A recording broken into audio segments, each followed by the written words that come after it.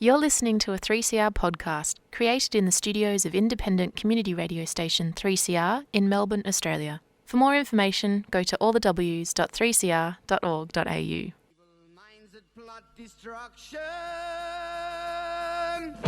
sorcerer of death's construction, in the fields of bodies burning, as the war machine keeps turning. Just in case you got excited, there's a few minutes before we go over to the Community Radio Network. Yes, it's the Anarchist World this week. Now, what have we got planned for you today and tomorrow and the following day? Now, I know you're all lonely out there and you're all on social media, but sometimes you need to get out. Enjoy the sun before it gets too hot.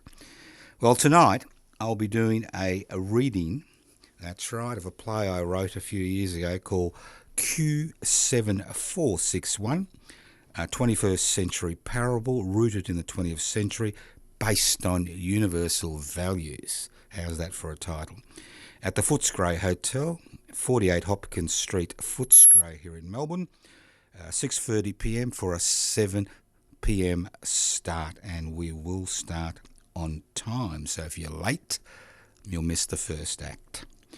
Tomorrow, at midday, on the steps of the Victorian Parliament House, Margaret Kelly has received her VCAT determination, which she's discussing with her legal team today, and she'll be making some important announcements. And after a few speakers, we'll be wandering down to 50 Lonsdale Street. We're not interested in the other poor tenants, but those in level 22, and not all of them, just the Department of Housing, Fairness and Families, who are very keen to evict an old woman from public housing she's been in for over a quarter of a century. So we expect you there. There'll be a big announcement. There has been a major shift in the campaign. We need your support, and I'll talk about that more during the program. So what else have we got in store for you? Well, not much else, I don't think, this week, but that should fill up the rest of the week for you. Now, we're waiting for the Community Radio Network to join us so we can go on to the main section of the program. And if you're as disgusted as I am, I'm not angry, I'm not annoyed, I'm not upset, I'm just disgusted with what's been going on around us now for years, but it all seems to be coming to a head. So listen in and find out, because obviously, that's the way it goes. Now, just to remind you that next Wednesday will be the last Wednesday of the week, if I'm correct, and we'll be having lunch down at Frankston between midday and 2pm. So please put that down in your diary and meet some like-minded people. Obviously, these are political gatherings as much as social gatherings, and when you're a radical activist, sometimes when you don't, live in the CBD of Melbourne, who'd want to live in that dump? You find that you need to mix with like-minded people, and these are great opportunities, whether it's a vigil and a protest, like tomorrow on the 20th of July, whether it's the play reading tonight on the 19th of July, or whether it's lunch on the 27th of July down at Frankston. But the important thing is that, there are lots of things happening, and we need to become involved in these things, not necessarily what I talk about, but there's lots of other things happening. There's too much social isolation these days, and it doesn't need to be that way. Now, the cows have just walked into the studio, the sacred cows. They're waiting for us to be transported to Sin City in Sydney. We're waiting for the Community Radio Network to beam its rays of hope on us and beam us into the stratosphere. Don't forget, the program is podcast.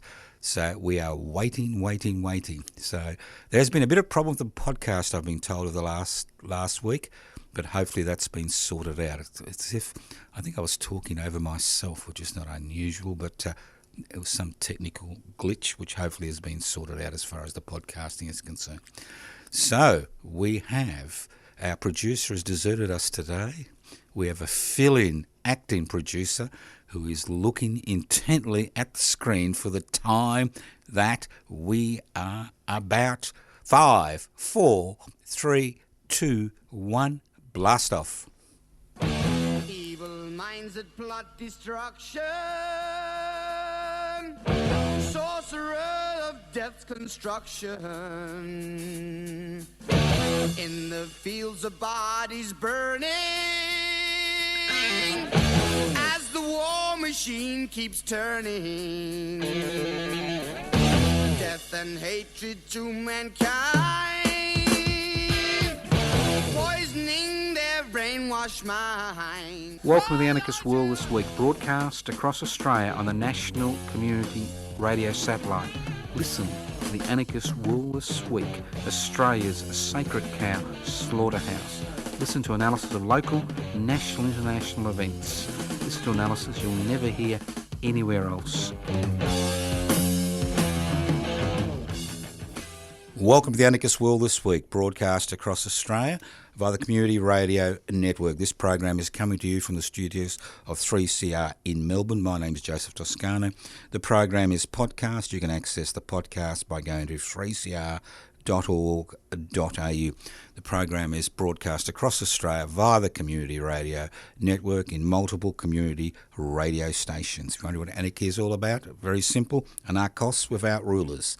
It's about creating a society without rulers. What gives rulers the ability to determine the lives of billions of people, life and death in many cases. Inequalities in power and wealth. So the anarchist struggle is the struggle to devolve or share power, and the struggle to hold wealth in common and use it for the common good. Exceptionally conservative ideas. Very conservative.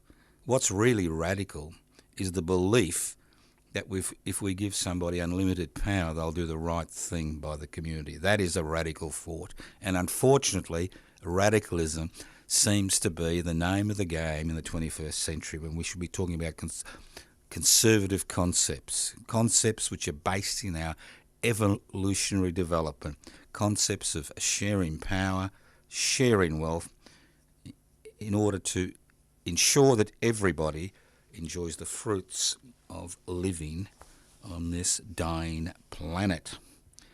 Now, a term I've heard used lately is flying beneath the radar. Now, I think that comes from the term, a World War II term, when you had the old dam busters, when they went across the English Channel, they had to fly below the radar to evade them being seen by the Nazis. And this term's been used consistently over the last few weeks regarding the shenanigans that have been happening in the public service. Shenanigans that have been happening for weeks. Not days, but weeks. And these shenanigans have been just extraordinary in terms of the effect they've had in society. And currently there's a Senate or there's a parliamentary inquiry, not just into PricewaterhouseCoopers, but a huge number of outside companies that have been used to provide advice to government. Just to give you an example of how rife the problem is, it's not just about giving advice, it's about actually having people in the public service in positions of authority from the private sector. For example, in the Defence Department, 1 in 2 public servants, in inverted commas, are actually employees of privately owned corporations. So here we have the fox in the chook shed giving advice on how to look after the chooks while ripping off their heads. I mean, that's the extent of it. And everybody's saying, wow, how come we didn't know about this? Well, obviously here in the Anarchist World This Week and many other radical circles, we've known about this for decades. We've talked about this idea, this corporatisation of the public service, the colonisation of the public service by the private sector. We've talked about it ad nauseum, with obviously no interest. But the fact is, these type of abuses, and then they're just abuses. They're abuses of public money. They're abuses of public trust. They're abuses. These type of abuses have occurred because we've relied on self-regulation. That's right. We've relied on the fox, regulating itself in the chook shed. We've put the fox in the chook shed, and then we said to the fox, you behave yourself. And then we've set up government regulatory services which have been totally missing in action because they have been grossly underfunded and because they have no legislative ability to inhibit the private sector's behaviour as they colonise the public sector. No ability whatsoever. Straw men and women. Organisations you can blow at, and they'll fall over. Organisations, as we've seen with the current building fiasco, that have no teeth. So what we've seen is the ideology of deregulation, privatisation, corporatisation and globalisation become the number one purpose of the public service. And to many degrees, the public service at the states and federal level has become nothing more than an organisation which gives out contracts to the private sector. That's why we had the robo-debt fiasco, and it went on and on and on. That's why we see public servants who actually stand up losing their jobs, losing the ability to expand their career in the public sector. That's why we see somebody in the corporate sector and somebody in the public sector working side by side, and one person getting hundreds of thousands of dollars more than their public service counterpart. And obviously, this has a huge impact on a public service which has been colonised by foxes. That's all they are, foxes in chook houses, whose major responsibility is not to you, although you are paying the bill, not to you. Their major responsibility is to their employer, and their major responsibility is to create ever-increasing profits for their employer, irrespective of regulation. So it isn't about time. Not only did we get rid of the fox in the public service chook shed, but actually had passed legislation which actually sets a radar, which gives regulatory bodies the ability to police these corporations, because currently there is no radar. There is no radar. It's not about flying beneath the radar. It's about ensuring that legislation is put in place to not only regulate the behaviour of the private sector in the public service, to ensure the private sector, especially the corporate sector, is eventually shown the door and kicked out. Because robo-debt may be the pinnacle, of the consequences of these ideologically driven policies that both Liberal and Labor parties, Liberal national parties and Labor parties have foisted on us. But the important thing to remember is there is no radar. There is self-regulation, government regulation, without creating organisations that have legislative power and teeth to regulate the private sector do not work. So it's not about flying beneath the radar, it's about creating a radar to ensure that this type of behaviour never happens again. You're listening to The Anarchist World This Week, broadcast across Australia via the Community Radio Network. This program is streaming live on 3cr.org.au. That's 3cr.org.au. The program is podcast. You can access the podcast by going to 3cr.org.au. The meaning of life. Now, those devotees to the Hitchhiker's Guide to the Galaxy will realise that the meaning of life is 42. Well, I hate to tell the author he's wrong.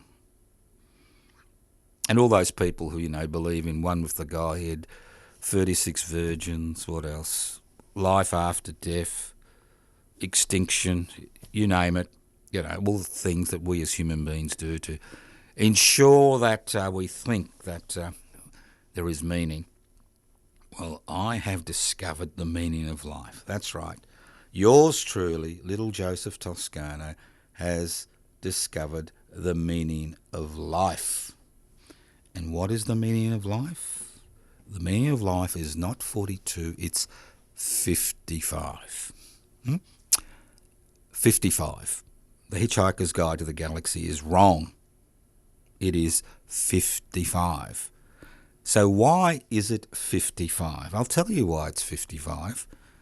Because the number 55 is the superhighway to consumer nirvana. That's right. Do you know that the average wage of a CEO, Chief Executive Officer, I'm not even talking about the bloody board members, that the average wage of a CEO in this country, not the US of A, not Putin's Russia, not Charlie's England, but in this country, is 55 times the average wage. So one CEO is worth 55 financially workers on an average salary of about $80,000 a year. So the average wage of a CEO in this country is around $5 million. That's right, $5 million. You'd be lucky to win. Well, you don't win $5 million in Tats Lotto. You're lucky to win on a Saturday Tats Lotto $1 million, and that's supposed to be the gateway to nirvana, winning Tats Lotto. So how have we come to this situation? How have we come to the situation where people who are doing the best they can to ensure that the people they're responsible for, children, adults they're responsible for, actually get a roof over their heads, enough food to eat, and maybe a little bit of money for a little bit of entertainment? How have we come to this situation as a society that we have allowed this cancer to grow? Because it is a cancer. Because obviously there's a fixed amount of resources in the country. And most of these resources are not flowing into the hands of the majority of the population. I keep talking about the 1% that own the means of production, distribution, exchange and communication, and the 8% who have now become part of the investment class. So that's the question we should be asking ourselves every day. How have we allowed this to occur? And how do we believe that this is acceptable? And that's the key. Why is it acceptable? Why is it acceptable that somebody can get 55 times the average wage as a salary per year compared to somebody who's trying just to make ends meet? Why is it acceptable during a so-called crisis, economic crisis, that the bulk of the pain, that's right, the bulk of the pain is shared not by the people who have 55 times the average salary every year, whose salary has increased by 15% in the last 12 months, but by the majority of people on average wages who have been asked to carry the can for increasing inflation, which is caused to a significant degree by increasing company profits or corporate profits. Think about it. Think about it. We have believed, as a people, maybe you don't, but as a people, we have believed the garbage of trickle-down economics, that if the rich get richer, the poorer get richer. Unfortunately, history teaches us it's the other way round. As the rich get richer, the poorer get poorer. And we see this on every available statistical indicator in this country over the last 40 years. And that's why we have an education system where 1 million children live in poverty, and an education system which is bankrolled to a significant degree by the taxpayer, where a small number of children who belong, I'm not blaming these kids, they can't blame where they're born, who find they can get the best education money can buy. And that's the type of society we've become, because we're all aspirational. We're all aspiring. That's right. We're all aspiring to become, these type of people. We're aspiring to become rich. We're aspiring to become CEOs. We're aspiring to have disposable income so we can use this country's investment-friendly laws to enrich ourselves. Look, the great thing about the Anarchist World this week is you don't have to exaggerate, because we deal with facts. Not virtual reality, but facts. And all you've got to do is look around you to understand the situation we find ourselves in. And in many regards, we are to blame. As a society, we are to blame, because we accept the ideological position that private investment for private gain is the only way by which societies can function. We're told consistently there is no other way. There is no other way. And obviously there are other ways. There have always been other ways. For example, give you an example. In a representative democracy or a parliamentary democracy, you've got the situation where we theoretically elect our rulers. That's right. In some countries, people impose themselves on the population. In other countries, we elect our rulers. The dilemma is that although we elect people to Parliament, their responsibility is not to us. Their primary responsibility is that the party, because we have a party system, which nominates them in particular seats. As electors, we cast a ballot every 3 to 4 years, but we can do nothing in between elections to remove people, apart from revolution, to remove people who've lied to us consistently.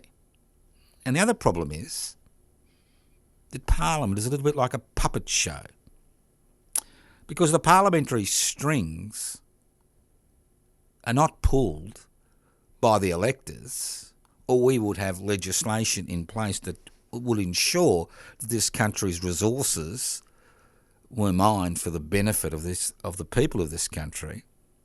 But unfortunately, that small section of society that owns the means of production, distribution, exchange and communication, and to a lesser extent the investment class, pulls the parliamentary strings.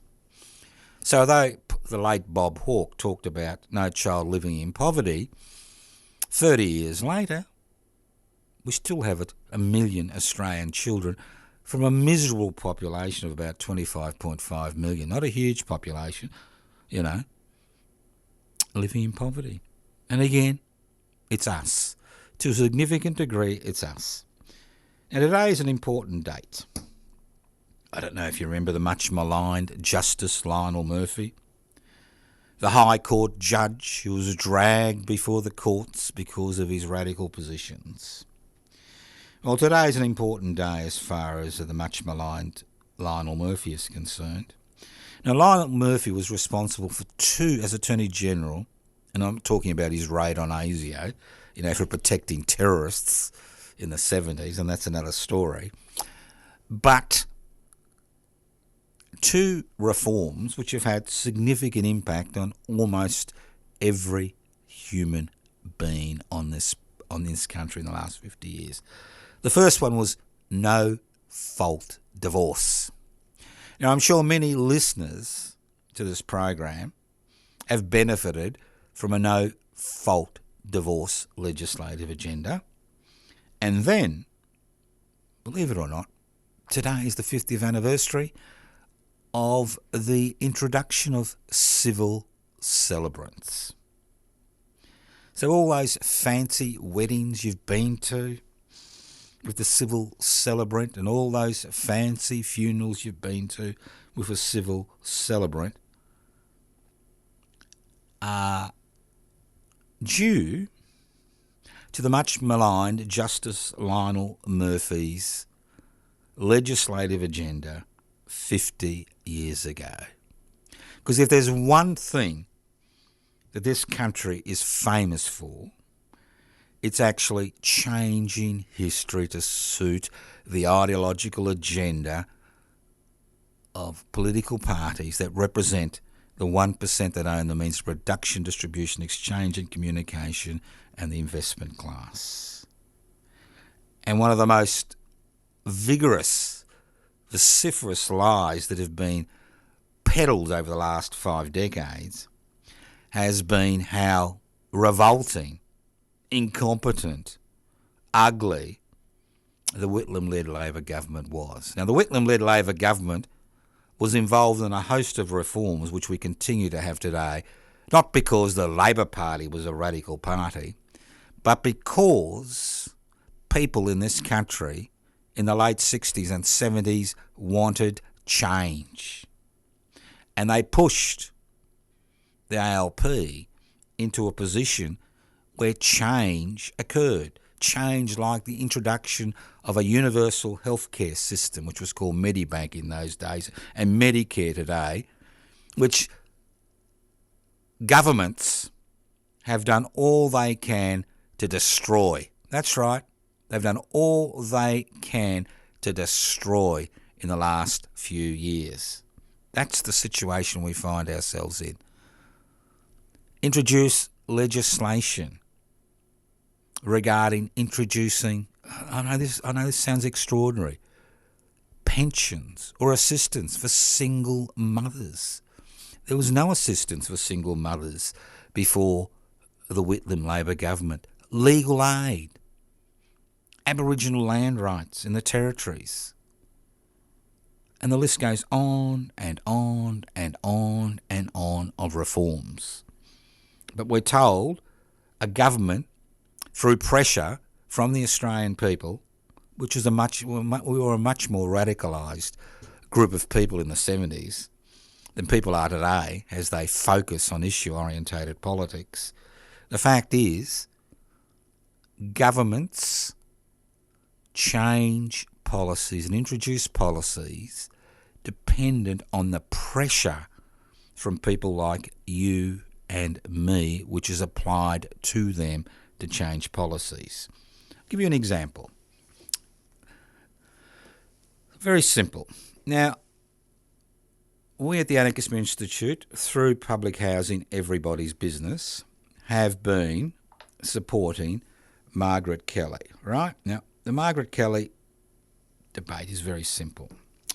Margaret Kelly is a 68-year-old disability support pensioner who relies on a little motor scooter to get around, who has lived in the Barrack Beacon estate in Port Melbourne for over a quarter of a century, right? About 18 months ago, around 280 people lived on the estate. But about 18 months ago, the Department of, the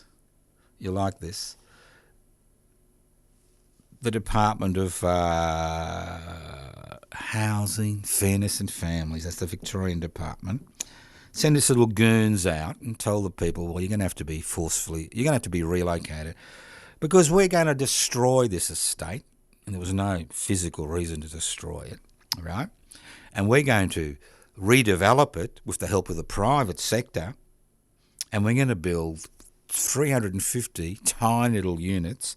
250 will belong to the private investor, and 100 will be given away to the community housing sector, which is private housing, right? So Margaret dug in, okay? She dug in. She decided, this is crap. She decided, this is total garbage. This is crap. All right? She dug in. And eventually, it went to VCAT. She was given an eviction order. And the list goes on and on. All right? This is one little human being standing up to the monster, to the machine. One little human being for a little bit of support. Not a lot of support, and that's the tragedy. Not a lot of support. No support from the all those housing associations which are fattening themselves up in the community, affordable, inclusive social housing sector. No support from the trade union movement. Poor old Jack Mundy of New South Wales BLF Green Band fame would be bloody spinning in his grave, not turning in his grave. No trade union support. Support from a ragtag army, including the Australian Greens. Now, Margaret had one simple request. She wanted a meeting with the minister, the Honourable. I don't think there's very thing honourable about evicting 68-year-olds. The Honourable Colin Brooks, right, to discuss a different strategy regarding public housing, not privatise it, a retain, repair, reinvest strategy. And what happened? No meeting, despite protests. Taken to VCAT to be evicted. The estate is currently being bulldozed around her. Now, 3 requests. I mean, there's no point listening to the Anarchist World this week if you're just going to cross your legs and start praying. I mean, it's feet on the ground that help. 3 requests. 1, I encourage you to go down to, if you live in Melbourne, the sun's out, go down to the Barrack Beacon estate. If you haven't got a car, Collins Street, Melbourne, tram 109 to the end of the line, and then a short walk to the Barrack Beacon estate. It's bounded by Beacon Road, Barrack Road and the Boulevard. Go and say hello to Margaret. Go and say hello. Bring some coffee granules, some food. Come and say hello. You know how hard it is to actually stand up against the state when you've got minimal support from the community, no support from the trade union, no support from the, Liberal National Party and the so-called Alternative Liberal Party in Victoria under the much, Mr. Andrews. Go down there, have a chat, have a coffee, see what's going on, because this struggle is beginning to hot up. Because it's not just about Margaret Kelly, it's about the future of public housing. Estates around Victoria are being bulldozed and private investors are being given public land to build minuscule amounts of substandard, privately owned housing to deal with the housing crisis. Secondly, if you're a trade union member in Victoria, or a former trade unionist, a retired member, get onto your bloody trade union, because they're all affiliated with Melbourne Trades Hall. Get onto the bastards. See why they're not willing to pull the finger out. Are they frightened of the Australian Labor Party government here in Victoria? Are they frightened they won't get any more contracts? Are they frightened they'll be isolated? Because that's how this government in Victoria works. It punishes people that refuse to bend to its will. Give them a ring. Send them an email. Turn up at their doorstep.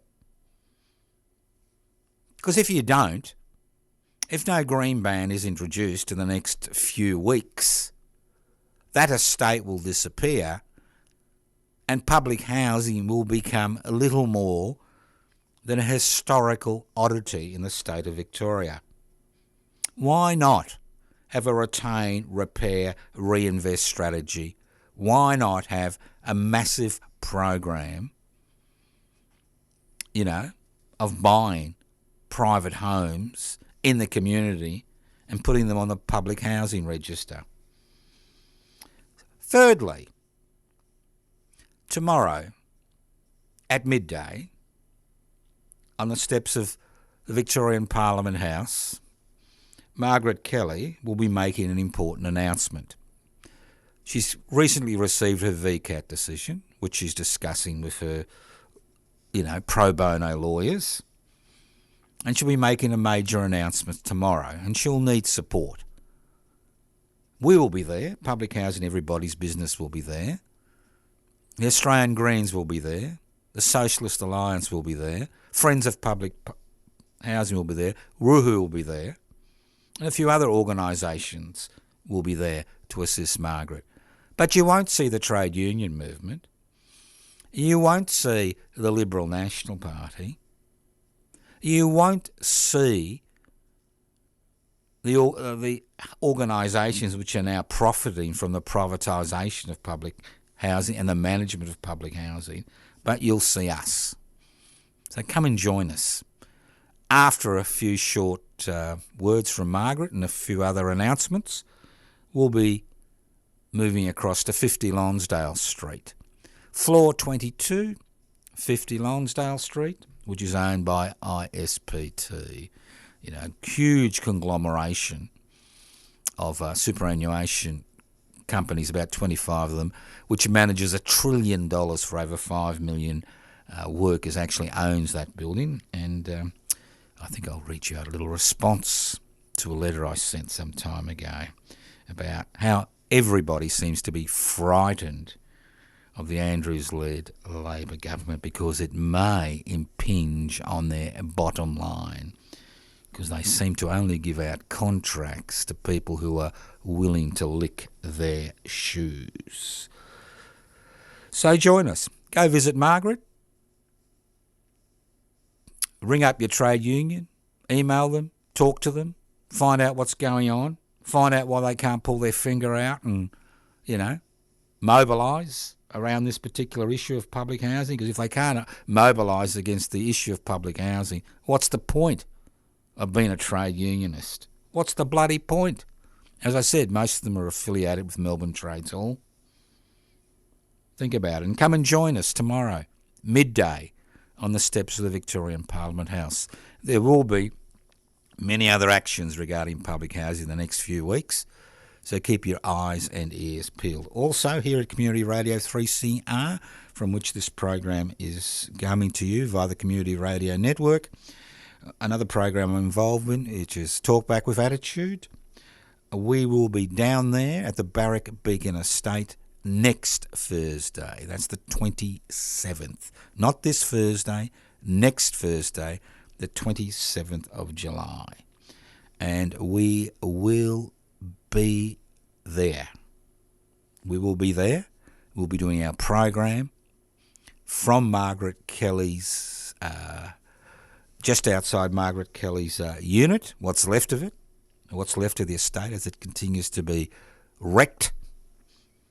Right?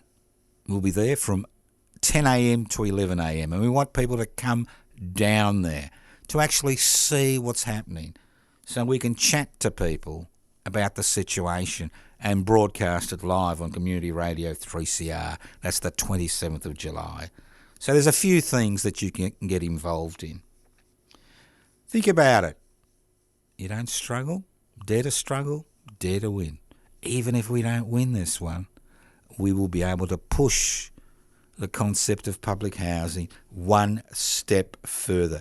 Because if we can't do it now, when can we do it? In the midst of a housing crisis, in the midst of a rental crisis, in the midst of a mortgage crisis, if we can't get the community behind this campaign, what's the point?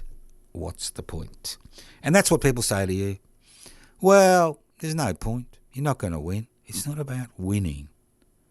It's about putting up resistance. It's putting up a struggle to ensure that next time a government, whether at the state or federal level, wants to push through legislation that has a detrimental effect on the public, like robo-debt, that resistance in the street is there. You listen to The Anarchist World this week, broadcast across Australia via the Community Radio Network. Now, sometimes you have to laugh. You really have to laugh. And I'm laughing, well, I'm actually crying, laughing and crying, two sides of the same coin, regarding the news coverage and government reaction to the increasing record temperatures in the Northern Hemisphere, which will come down to us in the Southern Hemisphere in the next few months. I mean, it's as if it's come out of left field. High temperatures in Greece, high temperatures in Death Valley, high temperatures in North America. Canada is burning. And I'm thinking, the Arctic is melting. Not unexpected. Sorry, boys and girls, this is not unexpected. This is what the climate emergency is about. This is what the scientists have been saying for over 3 to 4 decades. And now we think it's some type of catastrophe that's just come around the corner. Come on. This is not unexpected. This is what happens. And if it continues to grow, it happens, we're going to have major problems on the planet. Think about planet Earth, and sometimes I don't like to think about this, but sometimes you've got to kind of make it clear. We've now have 8 billion people on planet Earth. That's right, we've just ticked past the 8 billionth person. I'm one of them, you're one of them. 8 billion of us out there. Living longer, consuming more, I'm one of them. Living longer, consuming more. 8 billion. Now, where do we live? Now, I'm not asking you for your address. I'll leave that to social media so they can bombard you with shit. No, where do we live? We live on planet Earth, the green planet. Or blue planet, I should say. Planet Earth. Okay? What's planet Earth? Well, it's an earthen crust. Rocks and earth encasing molten lava. Okay? All right? 8 billion of us. Then we live on the surface. Okay? 8 billion of us. And we have a very, very, very dirty atmosphere. And we need the oxygen and carbon dioxide in the atmosphere to survive. We don't breathe oxygen, we die. Right? And here we are pushing a private investment for private profit agenda. And we talk about morals and ethics. There is no morals or ethics in a private investment for private profit agenda, which is capitalism.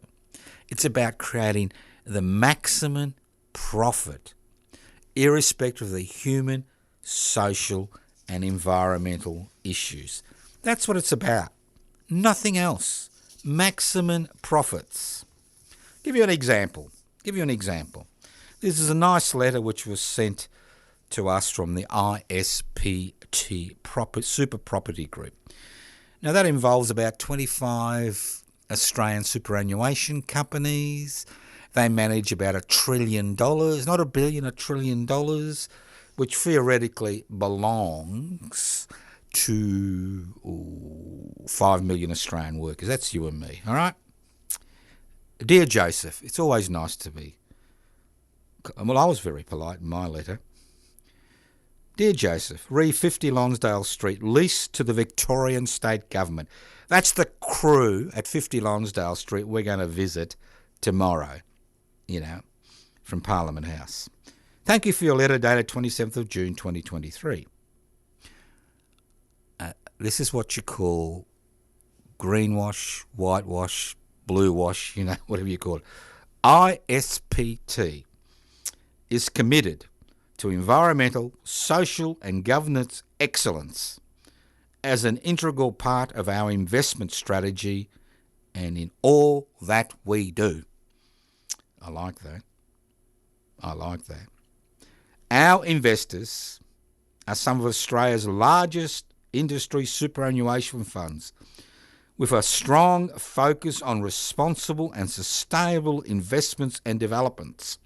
Full stop. ISPT is exploring the merits of social housing so that we can do our part to support Australians and to drive positive change. I like that. That's very good. I should be... wonder how much money the person... Joe, keep reading, you idiot. ISPT actively participates in the community, including the Property Industry Foundation, which brings the property development industry together to build homes for homeless and disadvantaged youths. ISPT takes its social purpose very seriously and has set ESG performance as a key priority.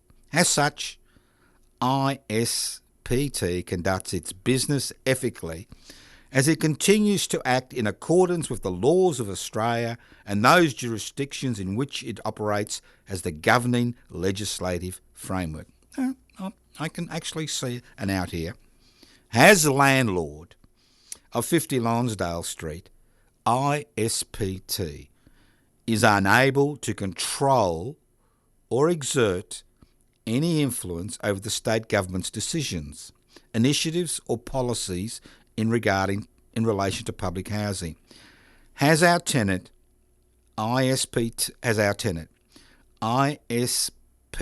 is able only to engage and positively contribute to this important area in the ways set out above.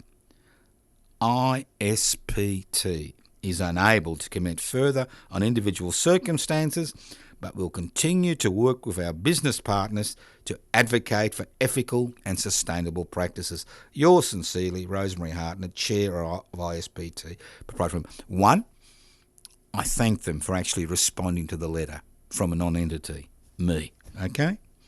I think that's great that they've responded. Two, now if I was a tenant of ISPT at 50 Lonsdale Street and I behaved in the way the Department of Housing, Fairness and Families is behaving, I'd bloody get the boot. Because the state government, well, it seems like everything else that they can legally get away with murder. But this is what I tell you. This is what I'm saying.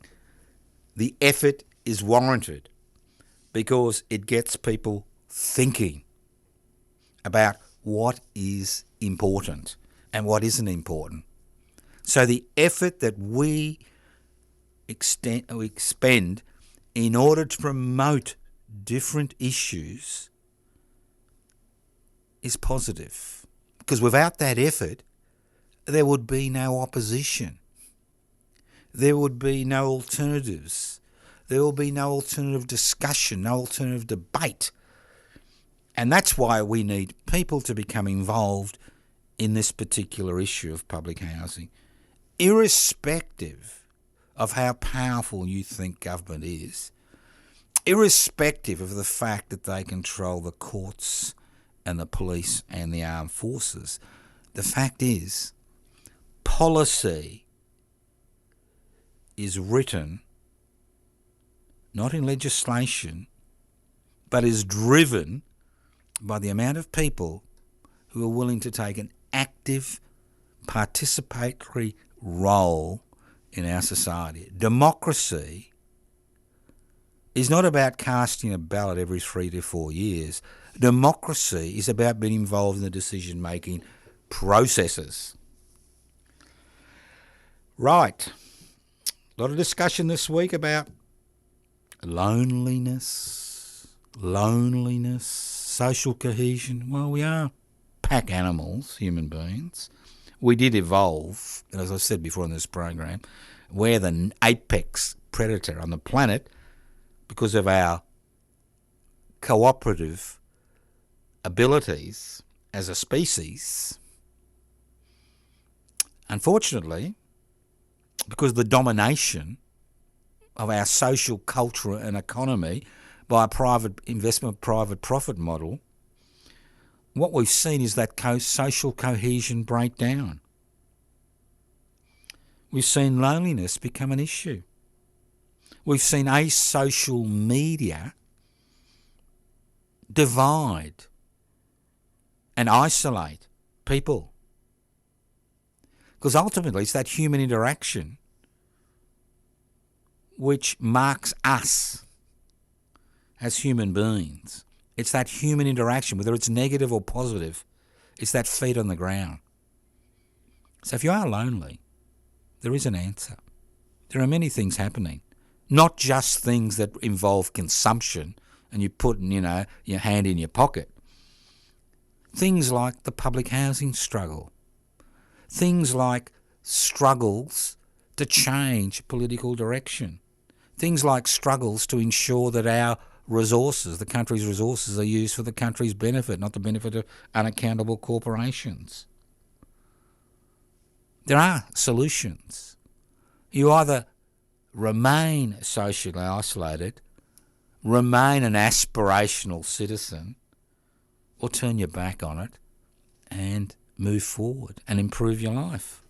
The fact is, the ball is in your court. Not my court, your court. Now, I understand that the Commonwealth Games is in a bit of trouble. Look, what the Victorian Labor Party has done here is just disgusting. First of all, they say they're going to go ahead, then they pull out, and give some bodgy excuse. But there is a solution. I was on the phone. I don't email. I was on the phone to Charlie last night down at the Windsor Palace, and Charlie told me that the Commonwealth Games are going to be held in the Windsor Palace and his other estates. So thank you, Charlie. I knew you were a great king, and I bow to you. So if you've got a problem regarding where the Commonwealth Games are going to go, give Charlie a ring. He said that he's happy to allow you to have them in the front court of the Windsor Castle, and all the athletes can be billeted in the castle in the centre of London, so there won't be any transport problems. So thank you, Charlie. And one last thing, this is what I like about Mr. Andrews. One day it's about controlling the gambling industry. The next day we cancel the Commonwealth Games. The next day is we destroy public housing. The thing is, you need to keep the media on its feet and feed them garbage. And that's what we get. Garbage, garbage, garbage. Now, I know why people gamble. I know. And people gamble much more during hard times because a lot of people see it as the only way out of the pathetic situation they find themselves in. Irrespective of what I feel about it, what you feel about it, what we think about it, the fact is that in a capitalist society, disposable income is what gives you options. So next time, you hear about gambling, think about the reason people gamble. It's not just about making profits for corporations. It's about many people find themselves in such a difficult situation financially, economically, personally, that the only way out of that is to get some type of windfall. The other option, a bit more dangerous, computer fraud. But that's what some people do. It's extraordinary. Now, don't forget tonight, it's the 19th of July today, Wednesday the 9th of July. I'm doing a reading of a play I wrote about 6 or 7 years ago, which was going to be put up as a real play, but COVID-19 dashed our hopes, called Q7461, a 21st century parable rooted in the 20th century based on universal values. Think about it. I'm not going to tell you what it's about. You need to come. It will be videotaped, hopefully, most likely, and it'll be up on the web or the YouTube channel, josephtoscano.nam, N-A-A-R-M. But come along tonight, Footscray Hotel, 48 Hopkins Street, Footscray, no charge, obviously. Bring some food. This is a real pub. They only serve alcohol and sell stuff in packets, and they're quite happy for you to bring some food to chomp on. They don't even serve coffee. So 48 Hopkins Street, Footscray, 6:30 p.m. for a 7 p.m. start. Q7461, a 21st century parable rooted in the 20th century based on universal values. And just remember, the meaning of life is not one with the Godhead, not eternal salvation, not extinction, not 36 virgins, and not even the number 42. It's actually 55. CEO's salary is 55 times the salary of the average salary. Think about it. That is the meaning of life in a capitalist society based on private investment for private profit. And irrespective how ISPT tells us what a great company they are, how they're investing those $1 trillion on behalf of 5 million Australian workers. The fact is, when it comes to them evicting a tenant who's giving a hard time to a lot of people by forcefully relocating public tenants into privately owned homes and not following a retain, repair, reinvestment strategy, well, they tell me they can't do anything about it. I'm sure that if I went down there and wrote a few expletives on the walls, they would be able to do something about it. So tomorrow, midday, steps of the Victorian Parliament House, join us. Public interest before corporate interests. Barrack Beacon, Save Barrack Beacon campaign. Then marching down to 50 Lonsdale Street for a bit of not an occupation. We just blocked their entrances for a while just to teach them a lesson. Now, we're very sorry for the other tenants, but if you're unhappy with the tenants in level 22 because they're affecting your business, ring up ISPT and get them to evict them. Thank you for listening to The Anarchist World this week on your local community radio station. This program has been streaming live on 3cr.org.au, YouTube channel, Public Interest Before Corporate Interest. You can join Public Interest Before Corporate Interest today. Go to the website, info@pibci.net, pibci.net. Other websites, anarchistmedia.org. Facebook pages, Public Housing Everybody's Business, Defend and Extend Public Housing. Joseph Toscano, Toscano for the Public. The list goes on and on. There's a lot of shit up there on the net. You can look it up. But the important thing is, let's see you around in the next few weeks at all the activities that have been organised and protests, because you can make a difference. You can sit at home, sit in a silo, be part of the Asocial media network, or you can be part of the real world. And I can suggest to you, being part of the real world is much more exciting and much more personally rewarding. Thank you once again for listening to The Anarchist World this week on your local community radio station. Evil minds that plot destruction, sorcerer of death's construction. An analysis you'll never hear anywhere else. Anarchist World this week. Australia's sacred cow slaughterhouse. 10 a.m.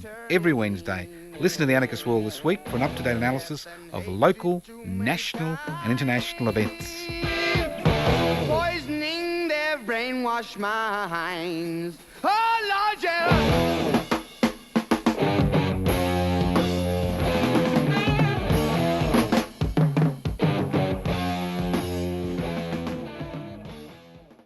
You've been listening to a 3CR podcast produced in the studios of independent community radio station 3CR in Melbourne, Australia. For more information, go to allthews.3cr.org.au.